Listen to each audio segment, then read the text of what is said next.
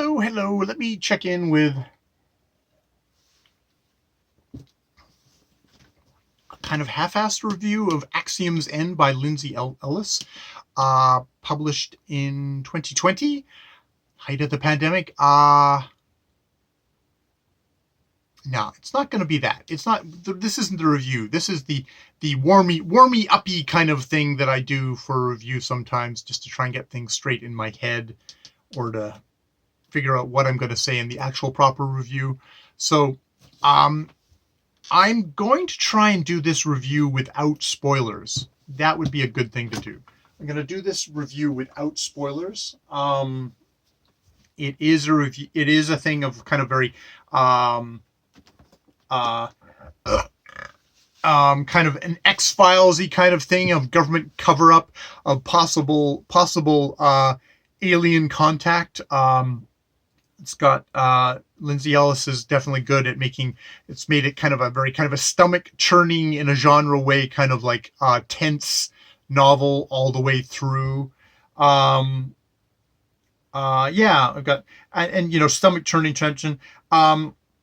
There's definitely a good thing here of Cora, the main character, a young woman who is a college dropout, is her life is made that much more complicated because her father is sort of a Julian Assange kind of WikiLeaks figure who very much seems to be sort of all into it for himself, has left his family to flee the country.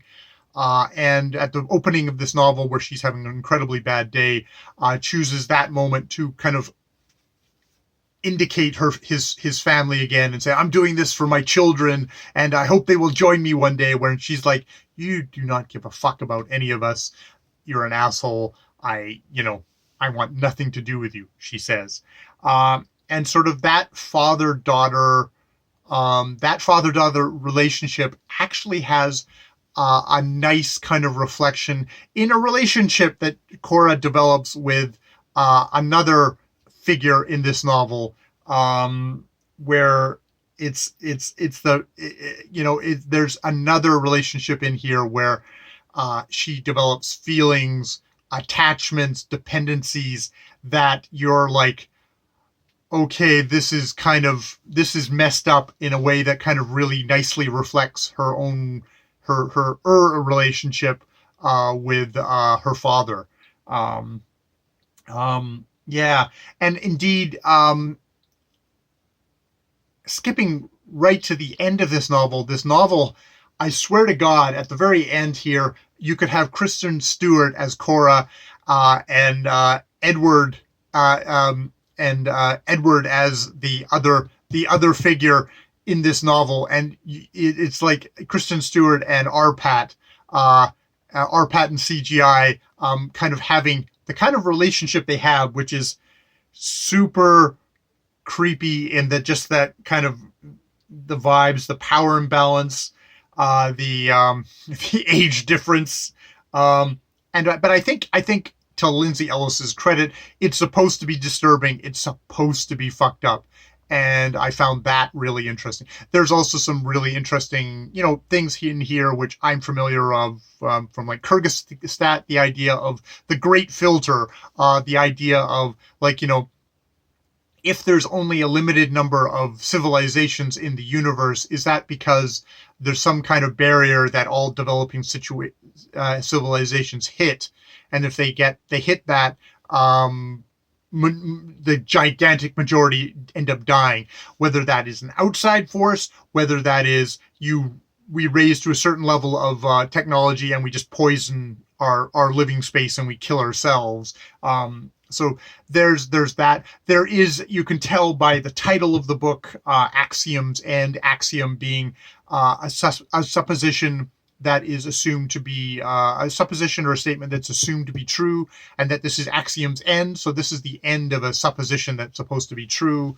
And the title of the series, which is a Nuema, which is to do with the idea of a concept or something that is outside of human perception, maybe outside of human being able to conceive, so something outside of that.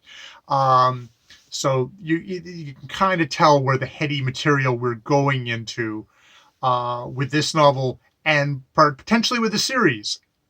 And it's definitely one of these genre books where the antagonist, the main antagonist at the end of this novel, says something about the hero, quote, hero of the thing, and you go, oh, they're probably pretty on the nose. They're pretty right. Maybe their methods are questionable, but oh, they're pretty right. So these are all the things that I could actually talk about in a main review of Axiom's End.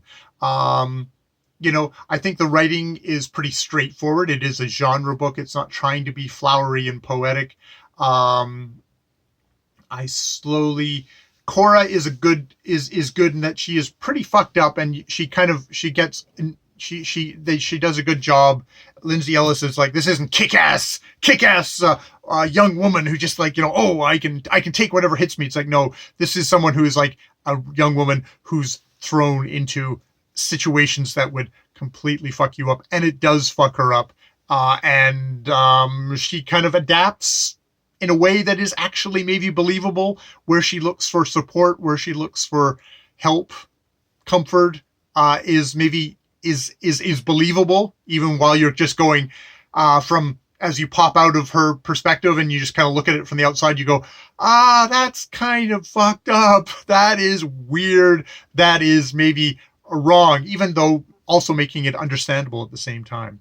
So yeah, that is Axiom's End. Maybe this was the review. I don't know if you're seeing this. Maybe this was the review of Axiom's End. I enjoyed it. I listened to it on audiobook from my library.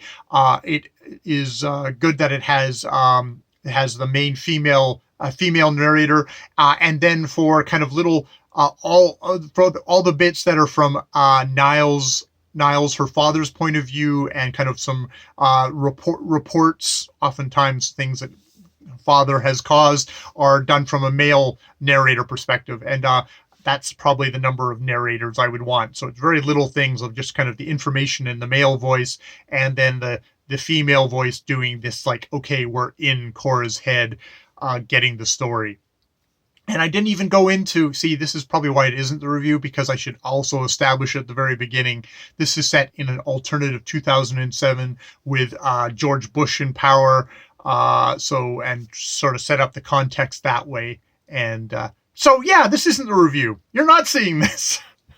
This is just me working things out. Definitely wanting to get, I'll go back and use this for notes for my actual review, but okay, that's 8 minutes of material. And I'll expand that into a good, useless 20 minutes of me yakking about this. All right. I'll stop there and go have lunch. More videos later.